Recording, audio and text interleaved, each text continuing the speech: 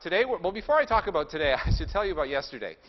Yesterday, I had the privilege, or I don't know if it's a privilege, but I actually had the responsibility of debating Greenpeace Canada's executive director in Toronto at the Upper Canada College, which, as you know, is a private high school.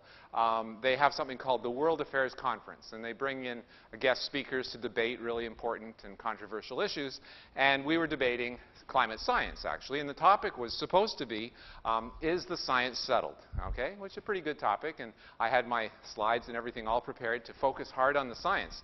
And in fact, I did that. I talked about, you know, the kinds of changes we're seeing now and what we've seen over history and that sort of thing. But the executive director of Greenpeace actually did a very interesting thing. He didn't really talk about science at all. I think in his whole half hour, perhaps he spent about 5 minutes on science. He used his first 5 minutes to kind of sell Greenpeace. I mean, he used it as a great opportunity, I suppose, to get increasing membership. And I don't blame him for that. But then the next 10 minutes was very strange. He spent the next 10 minutes talking about the industry-constructed so-called consensus on tobacco. And he went back to the 50s and the early 60s, and he showed how there was this great industry-sponsored campaign, and I don't personally know if it's true, but he maintained it was true, to show that tobacco did not cause cancer. And he went on and on about this, and people were kind of scratching their heads, wondering, what's he talking about? This is a climate change debate. Finally, we realized that what he was trying to do, and what he actually did do, is to make an analogy between the tobacco debate, which he said was completely designed to confuse the public, and the climate science debate, okay? So he actually used almost half of his lecture to talk about really a completely different topic. And it was quite funny because of all the people to be trying to associate with tobacco, he certainly picked the wrong Tom Harris. It turned out there was a Tom Harris in the 90s who was involved in that, but it wasn't me. And in fact, I was able to easily knock that one out of the park because when I was at Transport Canada, I was an airworthiness engineer looking at air safety. And I was also a vehement anti-smoker. I'm a lot more relaxed now. I recognize people smoke, and that's just part of life. But at that time, I was kind of an activist in the anti-smoking field. And so what I did is I did a fair bit of research and found out that in long-haul flights, and even medium-haul flights, the filters that are used to filter the air inside commercial aircraft become so clogged with tobacco smoke, because in those days they could smoke all they wanted on the planes. In fact, in Europe, they would smoke cigars, like right inside the plane. And you know, it's pretty thick. But by the end of a long-haul or even medium-haul flight, the filters were completely clogged, okay? There was no filtration going on at all.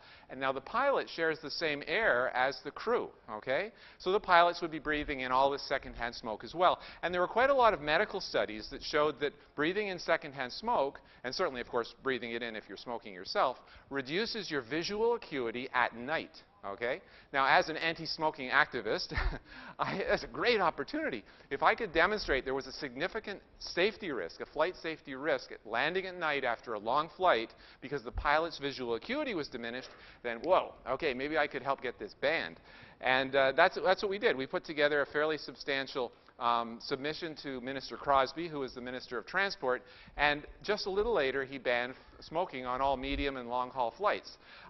So now I don't know how much our submission played a role because he had other pressures on him as well. But I think we probably did play a pretty substantial role because we showed that it was a flight safety risk to have a somewhat visually impaired pilot. I mean, we're talking about maybe 6 or 7% visual impairment, which in a snowstorm, you know, that might be significant. But anyway, I was able to tell the audience that, which kind of diminished their concern about any possible tobacco connection, which I thought was kind of funny.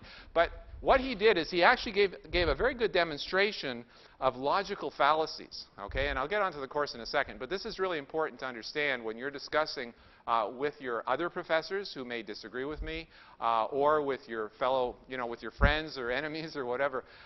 Logical fallacies permeate this debate, okay? If you do a Wikipedia search on logical fallacy, it's actually a very good article that talks about things like ad hominem. In other words, attack the man, not what the person's saying, okay? Another one would be motive intent. Somebody has a motive, okay? So they must be wrong. Well, that's a logical fallacy. I mean, they may have a motive, but they also may be right. I mean, how many of you saw Hitchhiker's Guide to the Galaxy? Yeah. Well, you remember, no, let's say Arthur Dent, okay? Now, just for those of you who didn't see it, Arthur Dent's house was being knocked down to make way for a bypass, Okay? And Arthur Dent didn't find out until he heard the shaking outside his house, and he came out and lay down in front of the bulldozers in his pajamas. And the question, of course, is, what if Arthur had found out a year earlier that they were going to knock down his house to build a bypass? Okay? And let's say he said, well, I don't think this is a very good place for a bypass, so I'm going to do lots of research and see if it's true. Is this a good place for a bypass? So he might have gone to the library and done all sorts of research and realized that the bypass would save the taxpayer money. It would be quicker for the transport, for transportation, if it were built a mile further west or east. So he presents this to the planning committee. And what are they going to say? Well, it's obvious you're biased. It's your house that we're going to knock down. Yes, it's true. Arthur would be obviously have a motivation. I mean, I don't imagine very many people would go around studying bypasses at random. I mean, so he would have a very strong motivation. And they would be using a logical fallacy called motive intent to just dismiss him out of hand, because he could very well be right, and he could save the taxpayer a great deal of money. And it's the same thing, with this motive intent business on the climate change issue. They're saying that, these oil companies and others, they're against it. They're denying climate change.